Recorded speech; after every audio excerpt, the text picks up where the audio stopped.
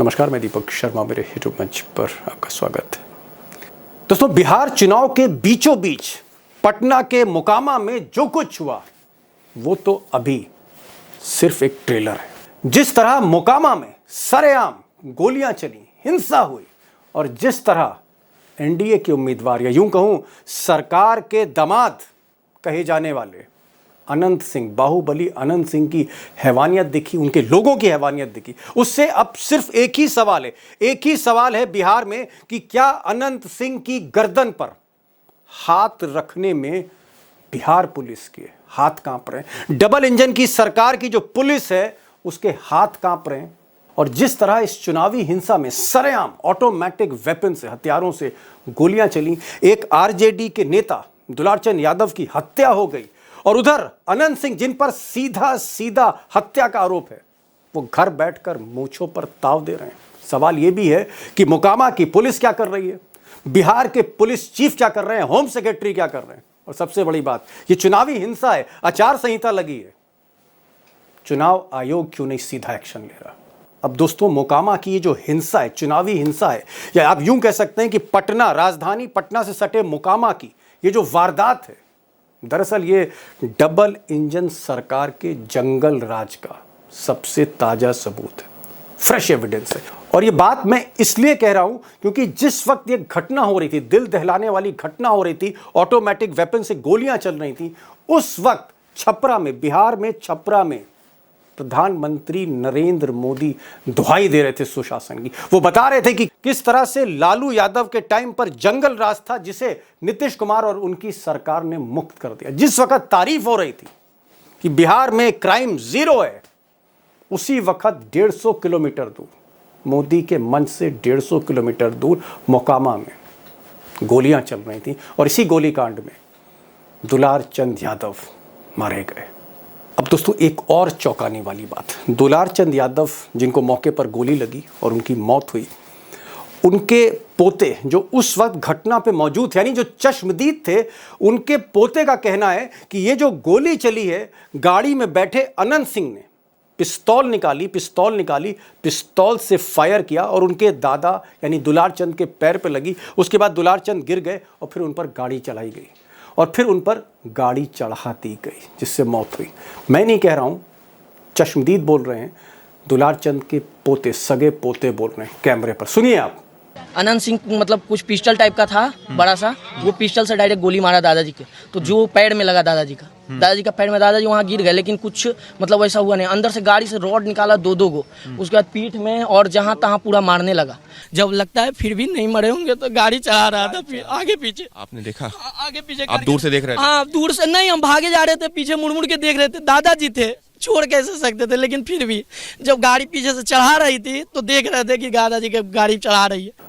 अब दोस्तों, बड़ी खबर पर आने से पहले मैं चाहूँगा कि आप अंदर की कहानी जान लीजिए 2 सेकंड में कि घटना को अंजाम कैसे दिया गया और बाहुबली अनंत सिंह का रोल क्या था और पुलिस जो है उसके हाथ क्यों कांप रहे हैं अनंत सिंह की गर्दन पर हाथ रखने के लिए। दरअसल अनंत सिंह जो हैं, सरकारी दामाद इनको आप कह सकते हैं, लेकिन इनको छोटे सरकार के नाम से जाना जाता है और जुर्म की एक लंबी हिस्ट्री शीट इनकी, उस पर मैं नहीं जाना चाहता हूँ, मैं सीधे मुद्दे पर आना चाहता हूँ। नीतीश कुमार के चहेते हैं, डबल इंजन सरकार के चहेते हैं। दरअसल नीतीश कुमार ने जेल से इनको इसलिए बाहर निकलवाया सरकार ने, क्योंकि वो चाहते थे कि इस बार इनको टिकट दिया जाए, और टिकट ही नहीं दिया जाए, सीट जीती जाए, संख्या जो है बढ़ाई जाए एनडीए की, श्योर शॉट सीट आप कह सकते हैं, और बाहुबली थे। और आखिरकार अनंत सिंह को जेल से निकलवाया गया, तोहफे में उनको टिकट दिया गया, सारे संसाधन दिए गए, गनर से लेकर सब कुछ जो आप सोच सकते हैं। अब अनंत सिंह की इस इलाके में दुलारचंद यादव से पुरानी अदावत थी, राजनीति को लेकर पुरानी अदावत थी। जाहिर तौर पर दुलारचंद यादव जो थे अपने दुश्मन को हराना चाहते थे और इसलिए वो साथ हो गए पीयूष प्रियदर्शी के। पीयूष प्रियदर्शी जो हैं ये प्रशांत किशोर के करीब आए, प्रशांत किशोर ने इनको टिकट दे दिया, धानुक समाज से आते हैं और लिहाजा दुलारचंद सपोर्ट करने लगे पीयूष प्रियदर्शी को, क्योंकि जो दूसरे उम्मीदवार थे आरजेडी के सूरजभान, उनसे भी नहीं बनती थी कहीं ना कहीं मिस्टर यादव की। तो हुआ ये कि कल जो मोकामा का टाल इलाका है, यहाँ से पीयूष प्रियदर्शी का जो काफिला था और इधर से अनंत सिंह का जो काफिला था आमने सामने आ गया और पीयूष के साथ दुलारचंद बैठे हुए थे। शुरू में मोशनबाजी हुई, उसके बाद फिर गाली गलौज होने लगी और फिर पथराव होने लगा और फिर गोली चलने की नौबत आ गई। और उसी कड़ी में ऐसा कहा जा रहा है, बल्कि मैं कहूँगा चश्मदीद कह रहे हैं, दुलारचंद का पोता कह रहा है कि अनंत सिंह ने अपनी पिस्तौल से फायर किया। अनंत सिंह मतलब कुछ पिस्टल टाइप का था बड़ा सा, वो पिस्टल से डायरेक्ट गोली मारा दादाजी के, तो जो पैर में लगा दादाजी का पैर में, दादाजी वहाँ गिर गए, लेकिन कुछ मतलब वैसा हुआ नहीं। अंदर से गाड़ी से रॉड निकाला दो गो, उसके बाद पीठ में और जहाँ तहाँ पूरा मारने लगा। अब ये दुर्भाग्य कह लीजिए डबल इंजन सरकार का कि दुलारचंद की जब मौत होती है तो उस वक्त उनके पोते जो हैं उनके साथ होते हैं, चश्मदीद होते हैं, और जाहिर तौर पर फिर FIR लिखाई गई, उसमें अनंत सिंह को नामजद किया गया। अनंत सिंह जब नामजद हुए तो पुलिस के जाहिर तौर पर हाथ पांव फूल गए और आप कह सकते हैं कि मोकामा में पुलिस थाने से लेकर नीतीश कुमार का जो चीफ मिनिस्टर ऑफिस है और चीफ सेक्रेटरी ऑफिस है वो भी हिल गया। अब कायदे से दोस्तों होना ये चाहिए था, क्योंकि चुनाव आयोग की आचार संहिता लगी हुई है, सारा का सारा प्रशासन चुनाव आयोग के हाथ में। ये चुनावी हिंसा है, दो उम्मीदवारों के बीच में टकराव होता है, हत्या होती है, पथराव होता है, हिंसा होती है, गोली चलती है। तुरंत चुनाव आयोग को एक्शन लेना चाहिए था अनंत सिंह के अगेंस्ट। यही नहीं, देश के प्रधानमंत्री उसी वक्त 150 किलोमीटर दूर बिहार में थे, तो भी एक्शन होना चाहिए था, लेकिन ऐसा हुआ नहीं, क्योंकि अनंत सिंह छोटे सरकार है। अब जरा सोचिए, अगर इस घटना में अनंत सिंह की जगह कोई RJD का उम्मीदवार शामिल होता, या यूं कहिए कि अनंत सिंह की जगह गोली जो है किसी कांग्रेस के उम्मीदवार ने चला दी होती, या जो जन स्वराज के जो उम्मीदवार हैं पीयूष प्रियदर्शी, इन्हीं के आदमियों से गोली चल जाती, या कोई विपक्ष का ही उम्मीदवार इन्वॉल्व होता और उसके खिलाफ FIR होती, तो तय मानिए कि शाम तक उस घर पर, उस आदमी के घर पर बुलडोजर चल जाता। लेकिन ऐसा हुआ नहीं, यहाँ बिल्कुल अलग था मामला। यहाँ पर अनंत सिंह आराम से अपने घर पहुंचे, कपड़े उतारे, दूसरे कपड़े पहने, चाय पानी हुई, फिर मूंछों पर ताव दिया और मीडिया को बुलाकर कहने लगे कि हमारा इस घटना से कोई मतलब नहीं, हम तो 30 गाड़ी आगे थे। तो वो आप इस घटना से पहले आप निकल गए थे? हमें 40 गाड़ी से आगे थी और 10 गाड़ी पर पाछू था। अब अनंत सिंह कह रहे हैं कि साहब 30 गाड़ी वो आगे चल रहे थे। सवाल इस बात का है कि आचार संहिता लगी हुई, एक उम्मीदवार 30 गाड़ी लेके कैसे चल सकता है? कैसे चल सकता है 30 गाड़ी लेकर, जहां पर नियम कहता है, आचार संहिता का नियम कहता है इलेक्शन कमीशन का कि उम्मीदवार 3 गाड़ी लेकर चलेगा, उसमें कितने आदमी बैठे हैं ये भी तय होता है। इस आचार संहिता का अगर खुलेआम उल्लंघन हो रहा था तो इलेक्शन ऑब्जर्वर कहां थे? Where were the election observers? किसी ने रिपोर्ट क्यों नहीं दी? कितने लंबे काफिले के साथ छोटे सरकार चल रहे हैं। अब चश्मदीदों का यह भी कहना है कि पथराव के बाद जब गोलियां चलनी शुरू हुई तो तरह तरह के हथियारों से फायरिंग हो रही थी।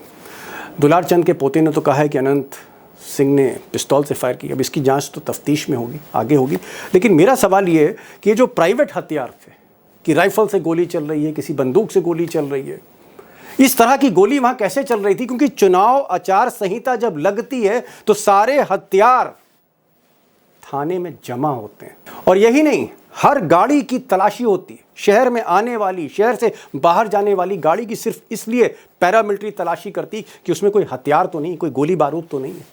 और उम्मीदवारों की गाड़ियों की भी तलाशी होती है। ये तलाशी क्यों नहीं ली? क्या पुलिस के प्रशय में अनंत सिंह का काफिला आगे बढ़ रहा था? और सवाल नंबर 3, हालांकि ये भी बड़ा मुश्किल सवाल हो सकता है बिहार पुलिस के लिए, डबल इंजन सरकार के लिए, कि अगर मौके पर चश्मदीद है और भी कई चश्मदीद हैं, वो सीधे सीधे गवाही दे रहे हैं, FIR लिखा रहे हैं कि गोली जो है वो अनंत सिंह ने चलाई। मैं ये नहीं कह रहा हूँ कि अनंत सिंह ने गोली चलाई, किसी और ने, लेकिन अगर गवाह बोल रहे हैं, चश्मदीद बोल रहे हैं, और वो पीड़ित परिवार की तरफ से बोल रहे हैं, विक्टिम फैमिली बोल रही है जिसकी हत्या हुई, वहाँ से अगर इस तरह की FIR और तहरीर दी जा रही है, तो फिर अब तक पूछताछ क्यों नहीं हुई? हिरासत में अनंत सिंह को क्यों नहीं लिया गया? क्या वाकई अनंत सिंह जो हैं छोटे सरकार के साथ साथ, जो मैं पहले भी कह रहा था, सरकार के दामाद भी हैं, मेहरबान है सरकार, और सरकार के साथ साथ क्या चुनाव आयोग भी मेहरबान है, एक्शन नहीं ले रहा? अब आखिर में एक बात मैं और रखना चाहूँगा, खासकर जो बिहार के बाहर जो हमारे वहाँ से जो दर्शक देख रहे हैं, उनके लिए मैं एक बात ज़रूर रखना चाहता हूँ कि अनंत सिंह का आलम ये है, छोटे सरकार का आलम ये है, उनकी आप कह सकते हैं रुतबा ये है, रसूख ये है कि कैमरे पर एक युवा पत्रकार अभिनव पांडे, जिनका भी नया चैनल शुरू हुआ है न्यूज़ पिंच, वो आप जरूर देखिए। अनंत पांडे उनसे इंटरव्यू लेते हैं, पूछते हैं, बड़ा ज़बरदस्त इंटरव्यू, और उस इंटरव्यू में अनंत सिंह बोल रहे हैं कि अगर मैं अभी आपको मार दूं तो सरकार क्या कर लेगी मेरा। सोचिए, हिम्मत देखिए इस डॉन की। तो नीतीश जी के राज में भी तो मर्डर हो जा रहा है, अस्पताल में घुस के। मर्डर दुनिया में कोई रोक सकता है? पत्रकार हैं, अभी आपको हम मार दे, सरकार क्या करे? अब दोस्तों, मैं फिलहाल इस खबर पर सिर्फ इतना ही कहना चाहूँगा कि अनंत सिंह की अगर गिरफ्तारी नहीं होती है 24 घंटे के भीतर, 48 घंटे के भीतर, उनको गिरफ्तार करके जेल नहीं भेजा जाता, जो भी प्राइमा फेसाई प्रथम दृष्टिया एविडेंस हैं वो पर्याप्त हैं। जिस तरह के चश्मदीद वहाँ पर मौजूद थे, उनकी जो गवाही है, जो FIR है, जो नामजदगी उनकी हुई है, क्या उनको अगले 24 घंटे 48 घंटे में गिरफ्तार करके वापस जेल भेजा जाएगा या नहीं भेजा जाएगा? यहाँ मोदी जी और नीतीश कुमार की जो साख है उसकी परीक्षा है। और अगर नहीं भेजा जाता तो एक चीज़ आप तय मानिए कि एक सीट जीतने के चक्कर में, अनंत सिंह की एक सीट जीतने के चक्कर में कई सीटें JDU की, NDA की जा भी सकती हैं, क्योंकि अल्टीमेटली जो मशीन पे बटन दबाना है वो सरकार को नहीं, जनता को दबाना है। तो ये आज का वीडियो था, आपको कैसा लगा ज़रूर अपने कमेंट करिएगा। और अगर आपने इस चैनल को अब तक सब्सक्राइब नहीं किया तो प्लीज़ सब्सक्राइब करिए, दोस्तों से भी कहिए कि सब्सक्राइब करें, लाइक करिए, और अपने कमेंट, अपने जो रिएक्शन हैं, प्रतिक्रिया हैं इस वीडियो को लेकर, या आप कुछ सोचते हैं कि हमें और कौन कौन सी खबर दिखानी चाहिए, उस पर अपनी प्रतिक्रिया, सजेशन ज़रूर भेजें। मैं पढ़ूंगा और कोशिश करूंगा उस पर अमल करने की। तो ये आज का वीडियो था, फिर मिलते हैं एक नए वीडियो के साथ, तब तक के लिए नमस्कार।